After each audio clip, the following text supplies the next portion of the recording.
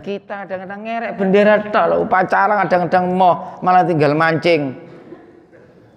Ya Allah. Ya silakanlah, mungkin diisi dengan panjat pinang, monggo. Silakan itu. Ada yang tarik tambang dulu, sekarang sudah ada tarik tambang karena tambangnya sudah ada. Ngapain ditarik-tarik? Paling tidak kita ya kirim doa lah.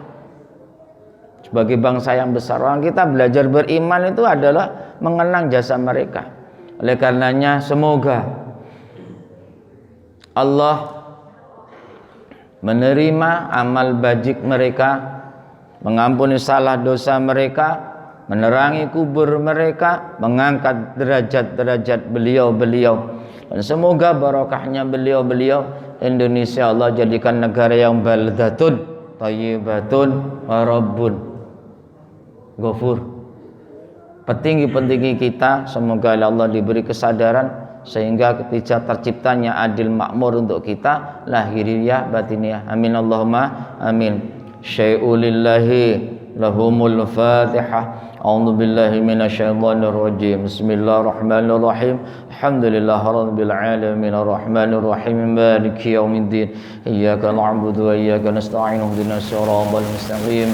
Siratal ladzina an'amta 'alaihim ghairil maghdubi 'alaihim waladdallin. Amin. Jamaah yang sangat saya hormati, mari kita bersama-sama belajar. Saya di sini juga belajar. Saya sampaikan makalah ilmu daripada Sayyidina Utsman radhiyallahu an. Beliau adalah murid santri termasuk menantu daripada Nabi Muhammad sallallahu alaihi wasallam. Beliau tidak diragukan lagi. Beliau kalau malam selalu sholat malam, jarang tidur, siang banyak puasanya, termasuk pencatat Al-Quran, termasuk sedekahnya tinggi. Beliau miliarder, sahabat yang miliarder dan dermawan. Kalau jenengan pernah ke Madinah, itu sebagian besar adalah jasa atau sedekah daripada beliau. Nanti kalau agak ke kanan sedikit, kira-kira 600 meter ada sumur Utsman, dan juga ada sumur itu tidak pernah kering. Sebelahnya ada ratusan hektar kurma. Jadi air itu untuk mengaliri, menyirami pohon-pohon kurma yang di sana. Dan itu memang didoakan oleh Rasulullah, sumur yang berkah dan tidak pernah kering padahal di sana. Dan dari sumur itu kebun kurma milik Sayyidina Utsman ini dikelola oleh pemerintah. Paling tidak dalam 1 tahun bersih itu mendapatkan hasil 300 miliar, dan itu dibagi-bagikan untuk bangsa atau negara-negara muslim. Jadi jasanya Sayyidina Utsman sampai hari kiamat luar biasa, dan beliau termasuk yang dijamin masuk surga tanpa hisab. Luar biasa. Kesempatan ini saya sampaikan, qala Sayyiduna Utsman radhiyallahu an, arba'atun zahiruhunna fadilatun wa batinuhunna fariidatun. Kata beliau, ada 4 hal yang secara zahirnya kasat mata itu fadilah, ada keutamaan yang besar, ai khairun katsirun, kebaikan-kebaikan yang berlimpah ruah yang banyak sekali secara lahiriah. Tapi secara batiniah yang 4 hal tersebut adalah fariidatun, ada fardu, ada kewajiban yang harus kita lakukan bersama-sama. Allahumma shalli ala Muhammad. Lahiriannya kebaikan yang luar biasa, tapi di dalamnya ada rahasia yang harus kita lakukan. Yang pertama, mukhalatatus salihin fadilatun. bercampur baur, baik, mukhallid, dekat, akrab dengan orang-orang solih, itu ada keutamaan yang luar biasa. Lah kriteria orang soleh di sini adalah ayyil qaimina bihuquqillahi ta'ala wa huquqil ibadi. Yang disebut dengan orang yang soleh itu orang yang baik hubungannya dengan Allah, baik hubungannya dengan manusia. Karena ada orang yang kadang-kadang hubungannya baik dengan Allah, tapi karo istri, karo suami, karo anak, karo tonggo kadang-kadang kurang baik. Mungkin dengan ghibah, mungkin ada penyakit jengkel dan sebagainya. Mungkin kepo, buka aib saudara kita. Ada juga yang hubungannya dengan manusia baik sekali, santun baik, tapi kadang-kadang hubungan dengan Allah malas, kadang sholat malas dan sebagainya. Ada juga kadang-kadang yang hubungannya dua-duanya tidak baik. Dengan Allah ibadah tidak baik, dengan manusia tambah jengkelin, setiap ketemu jengkelin. Ini ada kalanya orang itu yang baik dengan Allah, harmonis sekali dengan Allah, itu luar biasa, mahabbahnya, ma'rifatnya, lahirnya, batinnya baik, dengan sesama itu baik sekali. Jangankan kepada manusia, kepada hewan, kepada tumbuhan baik. Inilah termasuk kriteria orang-orang yang soleh. Kita kumpul dengan orang-orang yang soleh, itu fadilatun, ada keutamaan yang tinggi, ada kebaikan yang sangat banyak sekali. Memandang wajah orang soleh laksana memandang Ka'bah. Memandang Ka'bah itu 20 rahmat Allah berikan. Jadi kalau kita itu ada orang alim, orang soleh, pandang wajahnya, senang, dekati terus.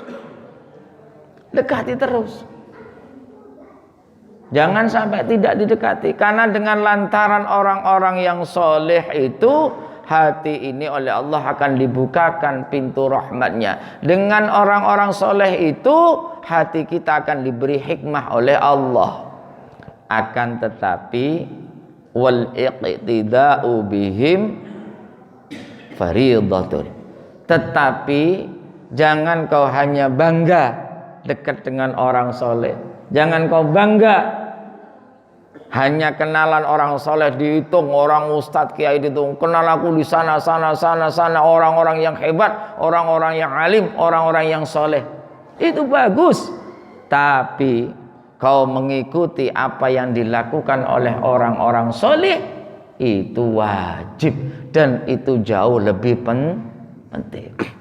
Tidak usah cerita-cerita kiai sana, ustadz sana, kenal aku sana. Kadang-kadang kita koleksi. Yang terpenting itu seberapa kita mengikuti amalan-amalan orang soleh yang bisa menghantarkan kepada Allah. Dekati, yai, ustadz, aku minta bimbinganmu, kasih ilmu, jalankan, kerjakan. Makanya dalam makalah di Al-Hikam, kun ma'allah, belajar kamu selalu bersama dengan Allah. Wa illam takun ma'allah, kalau kamu tidak bisa bersama Allah, wa kun ma'aman ma'allah, kamu harus selalu berusaha dekat dengan orang yang soleh, orang yang baik, wali-wali Allah, kekasih-kekasih Allah, dan kau mau mengikutinya, fa innahu yusiluka ilaihi, maka orang-orang yang alim, orang-orang yang soleh ini bagaimana bisa membimbingmu, dan kau juga mau dibimbingnya untuk menuju kepada Allah Subhanahu wa taala. Allahumma shalli ala Muhammad. Jadi harus bangga kalau kita bisa menjalankan amalan-amalan apa yang diamalkan oleh orang-orang soleh. Jangan bangga, jangan puas hanya punya kenalan, hanya punya nomor HP-nya. Setuju? Setuju lah, masa tidak setuju? Yang nomor 2, Wa tilawatil Qur'an fadilatun wal 'amalu bihi fariidatun. Membaca Al-Qur'an itu ada fadilah, kebaikan-kebaikan yang amat sangat banyak. Baca Quran. Sering kita mendengar hadis khairukum man ta'allamal Qur'an wa 'allamah. Tapi ingat sekali lagi, orang belajar Quran itu paling tidak ada 4 tingkatan. Kita ada di posisi mana?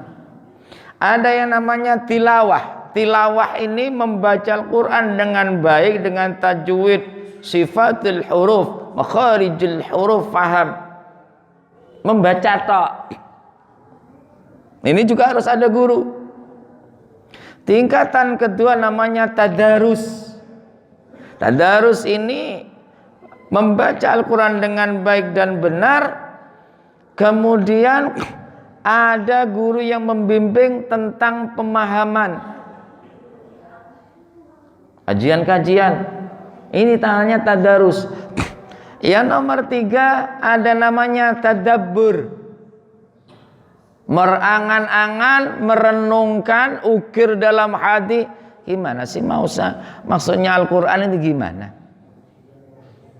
Ini di mana maksudnya? Dzalikal kitabu la raiba fi hudal lil muttaqin. Direnungkan. Maksudnya Quran. Oh, Quran ini akan menjadikan petunjuk kalau orang itu tidak ada keraguan di dalam Al-Quran. Direnungkan yang dalam. Merenung satu ayat lebih baik daripada kau baca 1 juz. Kalau baca itu bernilai pahala yang tinggi. Tetapi kalau sambil merenung ada nanti mahabbah yang tinggi kepada Allah.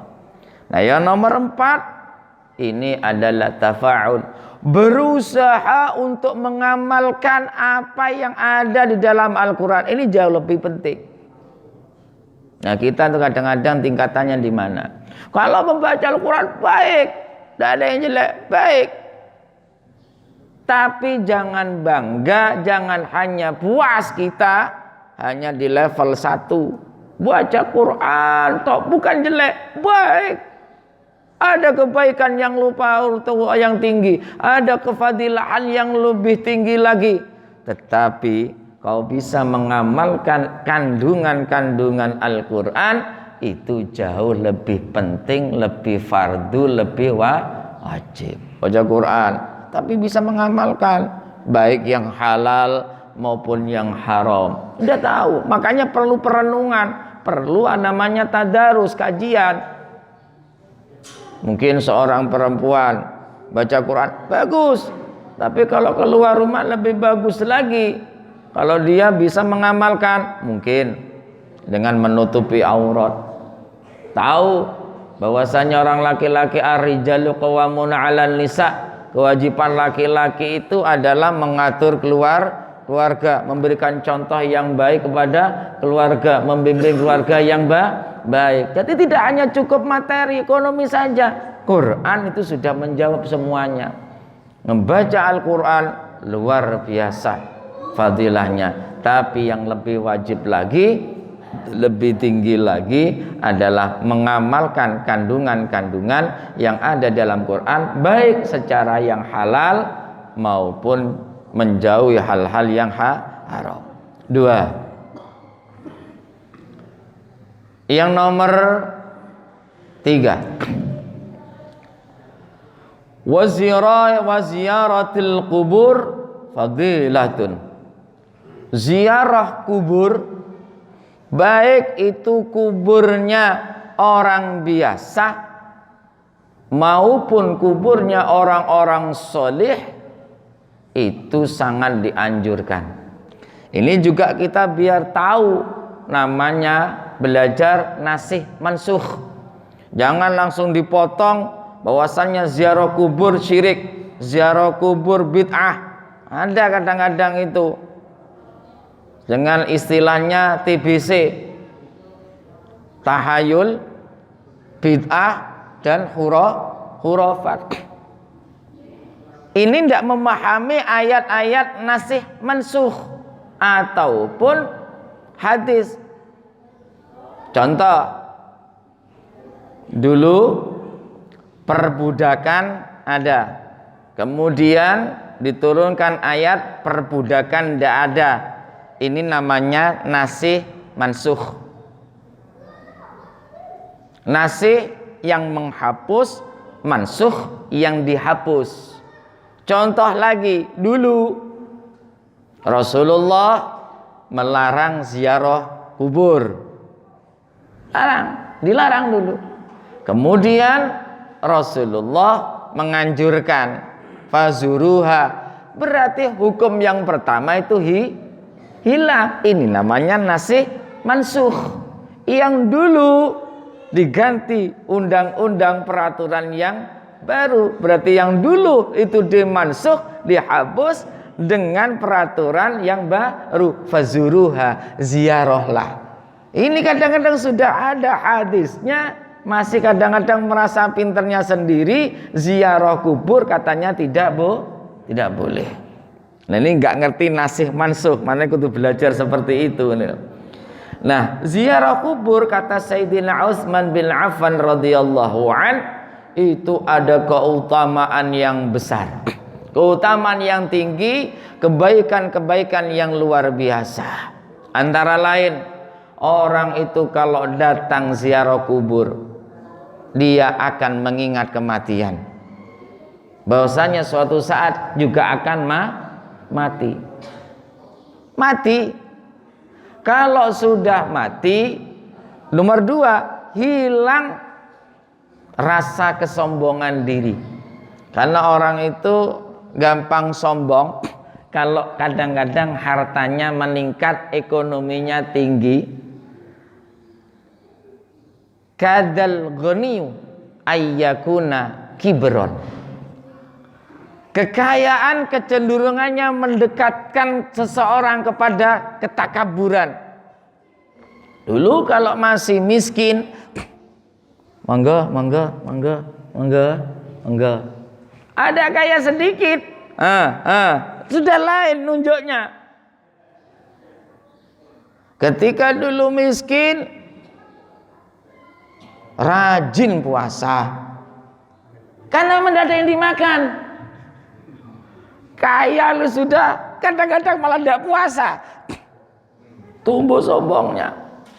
Kalau dulu miskin, nyapa, datang ke pengajian, silaturahim ke sana ke sini. Sudah kaya karena sibuk, alasan saja, macam saja. Makanya kalau orang kaya, kecenderungannya sudah kibron, takabur. Lah kalau miskin, kadal faqru ayyakuna kufron.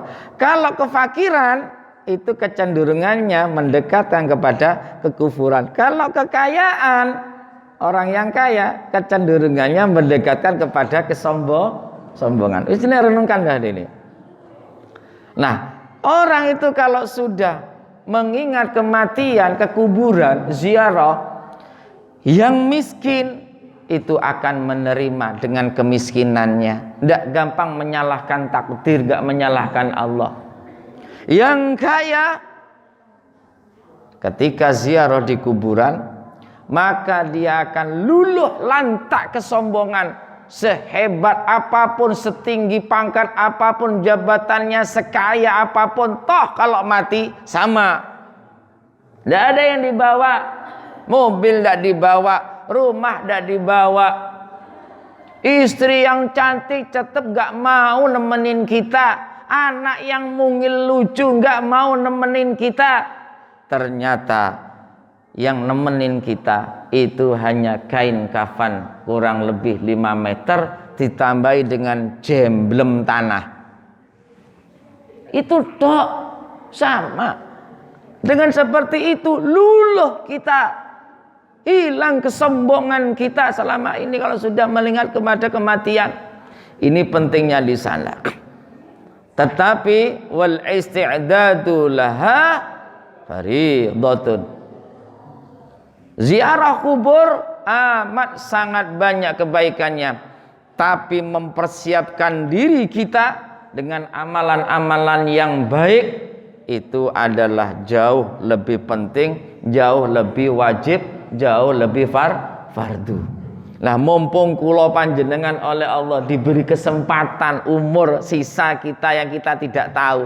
Bener loh, tidak menutup kemungkinan ini. Gitu. Mungkin kita kan tidak tahu. Kalau standar Rasulullah 63 tahun. Lah bagaimana dengan kita?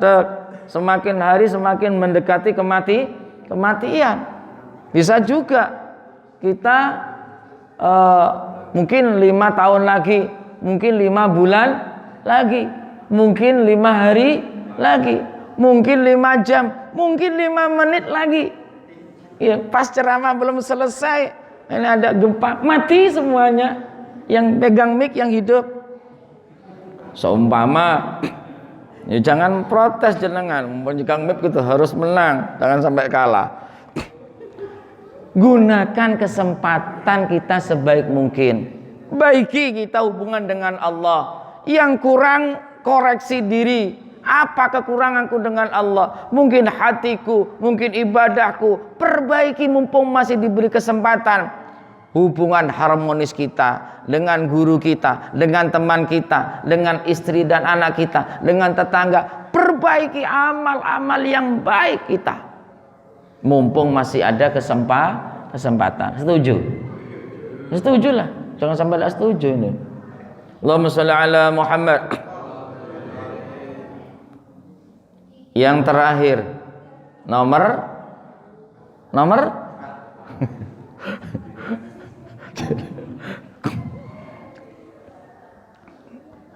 wa iyadatul maridi fadilatun. Menjenguk orang sakit itu ada kebaikan-kebaikan yang luar biasa. Kalau menjenguk orang sakit itu dosamu diampuni oleh Allah. Menjenguk itu luar biasa. Kita senang dijenguk atau menjenguk? Enggak, jujur. Kita senang menjenguk atau dijenguk? Lihat situasi. Lihat situasi. Kadang-kadang kita ya senang dijenguk, kadang-kadang kita senang insyaallah jenguk itu ada dosa-dosa yang diampuni. Allah berfirman dalam hadis qudsi, wahai hambaku, kenapa kalian tidak menemui aku? Aku butuh kau jenguk. Ya Rabb, mungkinkah aku menjengukmu? Iya, aku sakit hambaku. Mungkinkah engkau Tuhan semesta alam sakit? Iya. Ketika kau menjenguk orang sakit, itu artinya kau telah menjenguk aku. Kalau teman saudara kita sakit, jenguk, dosa kita diampuni. Bayang, dosa kita diampuni. Tapi berat loh ini. Kadang-kadang tetangga kita karena sibuknya kita, alasan kita. Tetangga itu kadang-kadang sudah tahu sudah. Setiap subuh ketemu dah. Ada tetangga sakit, kadang-kadang kita tidak jenguk. Alasannya tidak tahu. Kadang-kadang kita tahu, tapi kadang-kadang penyakit malesnya, penyakit alasannya kuman. Tapi jamaah jauh loh, bukan sini loh ya. Sini insya Allah tidak ada yang ngaku loh. Jenguk itu ada keutamaan yang tinggi. Akan tetapi memberikan wasiat wattikhadzul wasiyati fariidatun. Tetapi memberikan wasiat kepada orang yang sakit atau mengambil wasiat itu fardu, lebih penting, lebih wajib. Contoh, Mas, sabar ya yang sakit ya. Itu sabar. Allah itu sayang kepadamu. Kok bisa sayang aku sakit? Iya, dosamu diampuni Allah, rontok. Makanya kamu sabar. Mungkin dengan sakit ini banyak pelajaran hikmah. Mungkin kalau kamu sehat, kakinya kelayapan. Mungkin kalau matamu sehat, apa saja yang dilihat, apa saja. Makanya oleh Allah kamu suruh istirahat. Coba renungkan, kalau kamu tuh sehat, sana ke sini kayak tidak punya capek. Akhirnya oleh Allah istirahat supaya bisa rehat. Allah itu sayang, dosamu diampuni, kamu akan diangkat derajatnya. Ini bagus. Jangan ngomong yang ndak-ndak. Ntar lagi kayaknya kamu mati. Tambah kejat-kejat gini nanti itu. Terus orang yang sakit suruh wasiat kalau sudah sakitnya parah. Baik orang wasiat itu sebenarnya sakit dan karena orang kebanyakan mati itu diawali dari sakit. Maka ketika sakit disuruh wasiat. Gitu loh. Tapi sebenarnya wasiat tidak harus sakit karena mati juga tidak nunggu sakit. Sesekali juga harus kita yang sehat ini wasiat karena bisa juga kadang-kadang matinya juga justru kadang-kadang yang nungguin malah duluan. Dan ditunggu tidak mati-mati nih. Ditunggu wasiatnya dan mati toh Mbah aku ngente wasiat tidak mati-mati. Malah ngarep-ngarep malah mati. Wasiat. Kebanyakan orang yang mau wafat itu diawali dengan sakit. Kebanyakan wasiat. Contoh, makanya kalau malam itu oleh Imam Ghazali dalam hadis yang banyak itu suruh wasiat. Karena orang tidur itu sibuhul mati. Orang tidur itu ibaratnya menyerupai mati. Bisa juga dia bangun, bisa juga bangun tapi di alam lain. Makanya itu berpesan, apa-apa, mungkin malam ini malam terakhir. Malam ini, gak usah dinyanyikan tapi. Maksudnya papa gimana? Ya, kalau besok papa sudah tidak bisa melihat matahari lagi, sudah pindah alam, maafin papa selama ini menjadi suami yang kurang baik, kurang bisa memberikan contoh yang baik. Apapun yang tidak baik tolong maafkan ya ma. Titip anak-anak, titip keluarga, jaga keimanan, jaga ibadah kepada Allah. Itu bagus. Jangan ngomong, papa ngomong apa sih? Macam-macam gigo ya. Anda itu memang perintah Rasulullah. Nanti istri juga begitu. Sama Pak. Mungkin malam ini juga malam terakhir. Maafin mama, selama ini juga bila kurang bisa berbakti kepada papa, kurang tawaduk, kurang hormat, apapun yang selama ini kurang baik, tolong maafkan. Nanti kalau mama mati, titip anak-anak, titip keluarga, jaga ya Pak. Indah. Sebelum berdoa, oh ya Pak, apa Ma? Masih ada lagi wasiat mama. Apa? Arisan tinggal 3, jangan lupa. Lu bener itu. Cobalah. Indah seperti itu. Dan itu sangat dianjurkan. Sangat dianjurkan. Mama bilang apa gitu. Papa, jangan-jangan kalau aku mati dulu, papa nikah lagi. Pikirannya ning ngono iku ae. Yang istri penuh dengan curiga suudzon, yang suami memang layak disuudzoni. Mikirnya gitu aja. Cobalah saling berwasiat. Penting itu. Tidak hanya orang yang mati atau yang sakit parah, yang hidup itu perlu. Ini perintah Rasulullah. Kata Nabi, al-mahrumu man hurimal wasiyat. Orang yang terhalang mendapatkan rahmat karunia dari Allah yang banyak adalah orang yang tidak berwasiat. Wasiat. Ada hadis yang diriwayatkan oleh Ibnu Majah dari Anas, qala Nabi Muhammad sallallahu alaihi wasallam, man mata ala wasiyatin mata ala sabilin wa sunnatin wa tuqa wa syahadatin wa mata maghfuran lah. Barang siapa yang mati dalam kondisi dia berwasiat.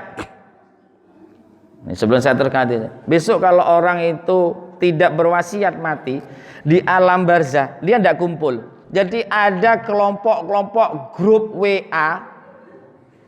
Ini grupnya yang berwasiat, ini grupnya yang tidak ada grup-grupnya itu. Jadi WhatsApp itu WA itu contoh daripada di alam barzah sana, alam akhirat sana. Ada kelompok-kelompok, ada grup-grupnya. Nah, orang yang punya wasiat ada sendiri grupnya, lebih banyak dia. Nah, yang tidak berwasiat ini grup, dia punya grup tapi tidak ada komentar sama sekali. Kuotanya habis. Paling mentok kirim titik. Dia berjalan kemana-mana, tidak disapa. Kenapa kamu? Aku dulu waktu di dunia tidak berwasiat kepada keluargaku. Akhirnya aku mati, tidak dikenal. Semuanya begitu. Nah, yang banyak-banyak itu yang berwasiat itu ada grupnya itu, komen terus itu, karena pulsanya banyak. Nah, makanya berwasiat. Barang siapa yang mati, kata Nabi, dia bisa berwasiat kepada keluarganya, kepada sanak familinya, kerabatnya, temannya, mata ala sabilin, maka ia mati dalam ketetapan jalan yang benar. Wa sunnatin, dia sudah menetapi sunnah Rasulullah. Wa tuqa, dia termasuk menjalankan amalan-amalan orang yang bertakwa. Wa syahadatin, dan syahadatnya diterima oleh Allah Ta'ala.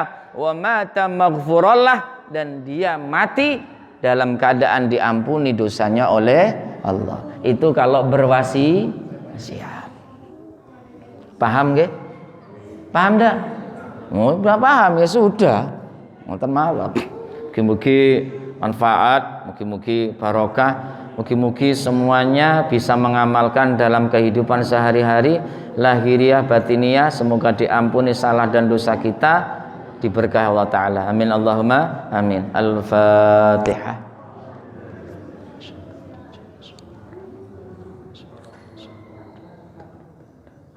Demikian dari saya, kurang dan lebihnya mohon maaf. Wallafa minkum. Wassalamualaikum warahmatullahi wabarakatuh. Alhamdulillah, masih jadi kesempatan Allah untuk mendengarkan yang baik. Selanjutnya kita sharing tanya jawab lebih interaktif. Kepada Bapak Ibu silakan untuk mengajukan pertanyaan penjelasan terkait dengan materi yang disampaikan.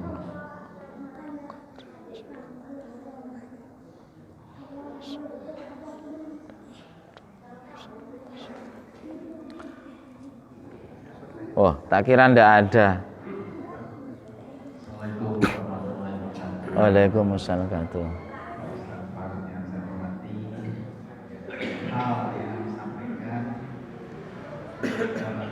Saya tertariknya nomor 3 ya. Selama ini kan kita orang awam ya, tata keramanya belum paham apa yang harus dibaca, apa yang harus dibawakan. Karena kadang-kadang kita dialog itu kita nggak tahu apa boleh atau enggak. Karena baca Yasin hiburan apa gitu ya, atau kita berminat yang itu biasanya ditemani ibu dengan anak-anak.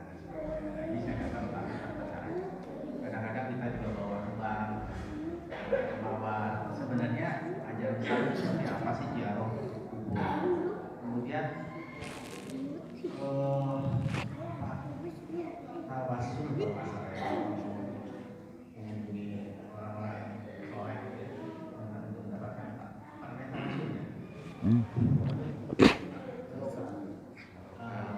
tawasulnya.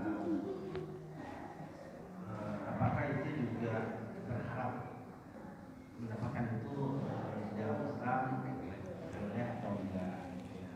Ya, seperti itu. Yang kedua juga mengenai kematian. Misalnya kan tadi saya katakan bahwa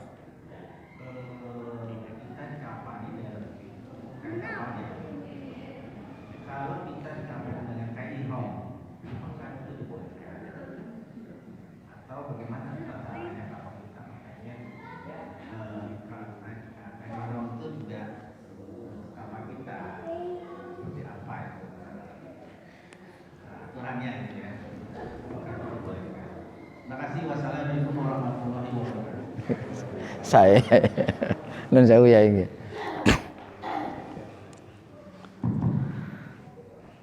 Waalaikumsalam warahmatullahi wabarakatuh. Baik. Pertama tadi ziarah. Rasulullah sudah menganjurkan fazuruha. Kau berziarahlah ke kubur-kubur karena itu ada hikmah rahasia yang tinggi di dalam kubur. Berarti itu perintah. Perintah. Lebih-lebih dalam kitab-kitab itu yang diziarahi baik yang ada hubungannya dengan kerabat maupun dengan orang-orang yang soleh. Lantas bagaimana caranya kita berziarah? Apa saja? Kita banyak diajarkan di beberapa hadis ataupun di beberapa kitab yang diluaskan oleh ulama-ulama kita. Ya tentu kalau kita mau ke kuburan uluk salam pasti dijawab, pasti. Cuman kita tidak dengar. Assalamualaikum ya ahla kubur, inna insyaallah bikum lahikum, Allahumma ighfir lahum. Ini termasuk sudah dianjurkan oleh Rasulullah dan dikasih contoh oleh Rasulullah. Ziarah kubur, mensalami mereka berarti mendoakan mereka, mendoakan ampunan kepada mereka. Sampai dijawab salam kita, dijawab, cuman tidak dengar. Kalau kita mendengar jawabnya mereka, pasti lari. Waalaikumsalam, mesti lari kita, pasti sudah. Karena kita seperti itu. Dan Rasulullah itu selalu sering itu ziarah di makam di makam itu. Adapun yang dibaca banyak, Rasulullah di dalam hadisnya juga menganjurkan untuk membaca surah Yasin di atas kuburnya. Dan di atas kuburnya juga tidak apa-apa. Di rumah silakan. Ziarah kubur di atas. Maka kalau orang itu ziarah ke kubur kemudian dibacakan ayat-ayat suci Al-Qur'an termasuk Yasin, maka dia akan diampuni dosa-dosanya, paling tidak diringankan, akan diberi pahala sejumlah jenazah atau orang yang mengunjunginya. Ini perlu sekali. Dan ini kita harus percaya. Dan percayanya kita tidak harus membuktikan mati dulu. Ada amalan itu yang kita tidak harus membuktikan dulu mati. Percaya nggak percaya, mati dhisik. Harus percaya. Apa yang kita kirimkan kepada orang yang meninggal dunia itu pasti nyampe. Maka dalam hadis itu orang-orang ahli kubur itu kalau dijenguk, dikirimi Fatihah, dikirimi doa, dikirimi semuanya itu dia wajahnya bersinar putih, senang sekali. Tidak dikirimi makanan, tidak dikirim apa-apa, dikirimi doa, termasuk adalah bacaan-bacaan ayat suci Al-Qur'an. Silahkan. Kemudian bagaimana dengan tawasul? Tawasul sangat dianjurkan. Tawasul itu adalah berupaya untuk menyambung. Tawasul wasola itu adalah artinya menyambung. Artinya menyambung di sini adalah kita pakai lantaran kebaikan. Salah satu kebaikan kita kepada orang itu adalah Fatihah ataupun dengan bacaan-bacaan yang baik. Ini termasuk dengan namanya tawasul. Di surah Al-Maidah itu disebutkan, ya ayyuhalladzina amanu taqullaha wabtaghu ilaihil wasilatah. Wahai orang-orang yang beriman, takwalah kepada Allah dan cari wasilah kepada Allah. Wasilah ini lantaran, bisa saja. Kenapa kita harus berwasilah? Mohon maaf, kalau itu orang alim, kita itu langsung menuju kepada Allah, perlu dipertanyakan. Mungkin baju kita ada yang najis atau kita mendapatkannya ada yang kurang halal. Mungkin makanan kita ada campuran-campuran yang nggak bagus. Kita mau langsung usul kepada Allah. Mungkin hati kita, pikiran kita, lisan kita itu yang kita baca mungkin betul bacaan-bacaan ayat suci Al-Quran, zikir. Tapi kadang pikiran kita kepada anak, hati kita kepada kesana sini melalang buana, atau hatinya masih kotor, sehingga ini ada ganjalan-ganjalan yang kurang melancarkan daripada doa kita. Kita bertawasul mungkin kepada orang-orang yang alim, orang-orang yang soleh. Ibaratnya kita mau ke Pak Jokowi, sulit ketemunya. Iya. Bagaimana supaya kita ketemu dengan Pak Jokowi? Caranya gimana? Hah? Kelamaan, sekretaris pribadinya juga kelamaan. Terus bagaimana? Deketin orang yang deket dengan Pak Jokowi. Siapa? Istrinya. Ngoten ya nggih. Langsung oleh istrinya, Bapak. Pak, ini mau ketemu. Siapa? Ini jamaah muhajirin ini. Bisa ketemu. Nah, kita juga begitu. Makanya ada istilah wasilah. Para kiai-kiai, para nabi itu juga berwasilah. Sahabat Umar itu berwasilah. Benar itu. Jika lihat itu di hadis-hadis itu. Jadi kita wasilah itu sangat dianjurkan. Jangan bilang wasilah tidak ada. Di Quran ada, hadis itu ada, contoh sudah ada itu. Yang nomor 3, bagaimana dengan kafan? Kafan itu yang terpenting, kafan itu menutupi aurat. Baik itu baju ihram, boleh bagus. Sewek saja yang batik boleh, tidak harus putih. Cuman putih itu lebih utama, tapi tidak harus putih. Kalau harus putih gimana? Sahabat itu malah ada yang kekurangan kain kafan, malah ditutupi dengan daun kok. Yang penting itu adalah menutupi aurat, tidak harus putih. Aku pengen mati kok dilawani karo seweke mae, nggak jadi masalah. Pokoknya gak seweke tonggone ae. Seweke tonggone gak apa-apa, pokoknya bener. Aku nanti Pak, aku wasiat kalau aku mati, ini kayaknya aku sebentar lagi mati Pak. Nanti aku kalau mati, tolong aku di kain kafani sarungmu 2 ya Pak. Iya gak jadi masalah. Sarung 5 suweke kabeh gak jadi masalah. Meskipun ana sing kotak-kotak, ana sing batik, ibaratnya dikombinasi, gak jadi masalah. Yang penting syaratnya kafan itu 1 suci, 2 itu menutupi itu.